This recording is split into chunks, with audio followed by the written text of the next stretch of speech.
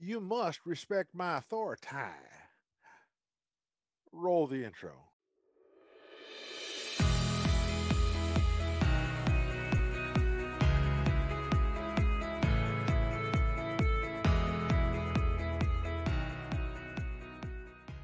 Greetings and welcome to the Contracting Guy. I am the Contracting Guy, and today I want to talk to you about authority.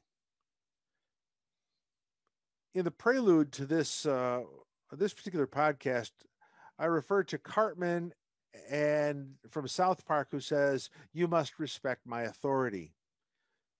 In contracting, there are people who have authority, and there's people who look like they have authority. Now, for a buyer looking at a seller, I want to make sure that you have the authority to bind your company. So when you make an offer or sign a proposal or sign a bid, your signature can bind that company. That's why we always ask for the CEO, the CFO, and one of the C-level peoples to sign it, because we know that they have the authority to bind it. From a seller's perspective, looking at the buyer, let's look at it this way, is that you want to know, as a seller, the person you talk to has the authority to make decisions. For instance, if you have a contract with the federal government and you start talking to a quality assurance representative, well, they don't have authority. Now, they may be an small a authority in their field, but they don't have the authority to make changes to a contract. And if you're suggesting a change to be made to the contract, they don't have that authority. The best they can do is take that information down and talk to the contracting officer who does have the authority and possibly make that happen, of course, with your person, the seller's person who has authority.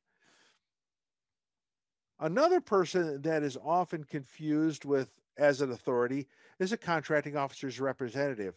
The contracting officer's representative is the eyes and ears of the contracting officer and gives valuable feedback on performance of the contract. But what they aren't is an authority. They can't tell you to do something without the approval of the contracting officer saying, "Hey, this is okay." The contracting officer and the seller, the buyer and the seller, have to come to some agreement on what they're going to do. That includes agreeing on what's needed to be performed and what compensation or consideration is going to be offered. A quality assurance representative or a contracting officer's representative do not have the authority to even suggest compensation or consideration. What they can do is look and and then feedback to the contracting officer what needs to be done.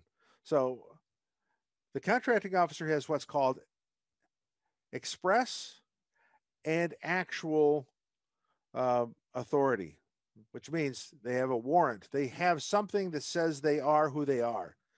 The other have implied authority, maybe well, they look like they know what they're talking about, and apparent authority. Well, by their position, they must be in charge.